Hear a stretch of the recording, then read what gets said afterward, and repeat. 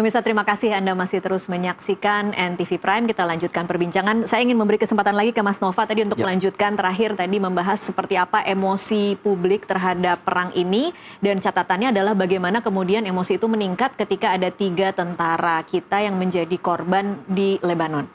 Betul. Jadi di awal sekali ketika pemerintah menyampaikan ingin melakukan upaya perdamaian, mendamaikan antara Israel, Amerika dengan Iran, publik cukup antusias mendengar hal itu. Publik masih bisa percaya Masih waktu bisa itu? percaya waktu itu. Publik cukup antusias karena kita ada di BOP. Tetapi seiring berjalannya waktu ketika tidak terlihat ada upaya yang cukup aktif melakukan itu, publik melihat tidak kok pemerintah kayaknya tidak terlalu aktif ini atau kurang keaktifannya, kepercayaan itu mulai berkurang. Nah, ini siapa yang jadi sasaran biasanya, Mas? Kalau bisa nggak disebutin siapa tokoh-tokoh yang biasanya di-mention atau disebut di dalam media sosial? Tentu saja yang pertama kali di-mention adalah yang paling berhubungan dengan kegiatan luar negeri ya, Pak Menlu kita, Pak Sugiono. Lalu yang kedua tentu saja yang menyampaikan menyampaikan ingin menjadi pendamai gitu, lagi Pak Sugiono kayak gitu. Ini yang kemudian banyak dikritik oleh publik. Jika ingin melakukan itu, bagaimana langkahnya? Publik ingin melihat kayak gitu. Ada desakan seperti itu ya? Ada desakan di awal-awal sekali ketika niatan itu disampaikan ke publik, publik berharap betul dan mengawal itu. Dan ketika tidak terlihat ada yang cukup signifikan, publik kemudian ya sudahlah, kita lupakan ini. Sampai kemudian kemarahan kemudian agak menurun kayak gitu. Kemudian kemarahan itu melonjak sangat tinggi ketika ada kabar tentara Unifil kita menjadi korban dari serangan Israel, mortir Israel atau bom Israel, saya agak lupa. Tapi kabar serangan ini kemudian menjadi menjadi semacam bahan bakar utama publik untuk menyampaikan, Pak Prabowo, ini saatnya Anda mengevaluasi keberadaan di BOP. Karena kalau sebelumnya Iran dan Israel menyerang Iran, kali ini korbannya adalah WNI sendiri, tentara kita. Dan itu sudah firm dilakukan oleh Israel kayak gitu. Lalu apa yang harus dilakukan? Yang paling mungkin adalah mengevaluasi keberadaannya di BOP. Nah, kemarahan itu kemudian muncul karena pemerintah sepertinya, koreksi jika saya salah Mbak, sepertinya belum menyampaikan suara yang cukup keras terhadap meninggalnya tentara kita di belum ada Lebanon. Statement yang cukup keras ya belum dari ada pemerintah. Statement yang cukup keras dari situ. Baik. Nah, itu yang membuat publik cukup marah dengan pemerintah Indonesia. Oke, baik. Mas Saidiman, kalau soal Unifil ini apakah juga tertangkap di survei atau hanya sebatas BOP saja? Kebetulan survei kita dilakukan itu mulai tanggal 12 Maret, yang terakhir sampai tanggal 31 Maret ya. Jadi ada masa ketika peristiwa terbunuhnya 3 tentara kita itu terjadi, tapi itu sudah di akhir-akhir survei. Jadi, dan kita juga tidak memasukkan pertanyaan soal itu ke dalam survei. Tapi saya menduga setelah peristiwa itu kalau kita survei sekarang saya kira akan lebih kuat penolakan publik terhadap serangan ini ya.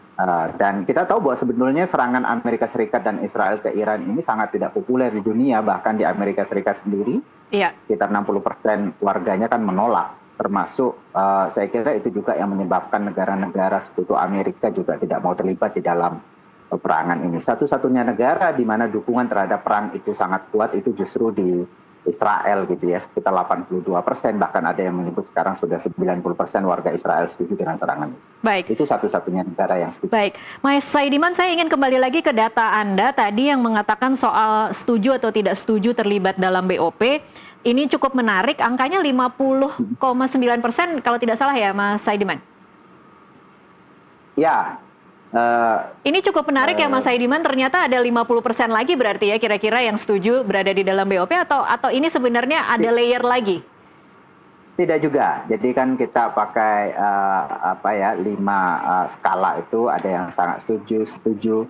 Yang sangat setuju dan setuju itu hanya 26,1%, yang menyatakan antara setuju dengan tidak setuju 17,2%, sementara yang tidak atau sangat tidak setuju itu 50,9%. Dan masih ada 5,7% yang tidak menjawab, tidak tahu. Jadi bukan karena hanya 50,9% yang tidak setuju, jadi setengahnya setuju, tidak juga. Cuma 26,1% yang setuju.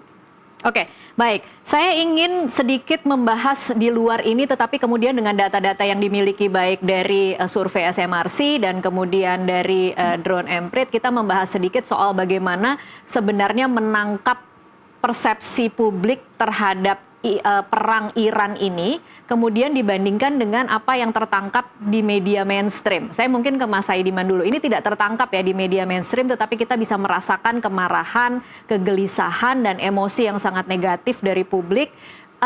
Menurut Anda, mengapa bisa begitu ekstrim berbeda? Ada banyak penjelasan tadi. Yang pertama soal dukungan atau penolakan publik terhadap perang ini, saya kira juga tidak bisa dipisahkan pada antipati publik terhadap dua negara ya. Di dalam berbagai survei yang kami lakukan itu selalu dua negara ini yang paling tidak disukai oleh masyarakat Indonesia, Israel dan Amerika Serikat. Walaupun misalnya masyarakat kita ini Sunni dan yang diserang ini Syiah, yang kadang-kadang juga ada konflik antara Sunni dan Syiah di negara kita. Bahkan dalam banyak kasus kelompok Syiah di Indonesia itu sering mendapatkan perlakuan diskriminatif.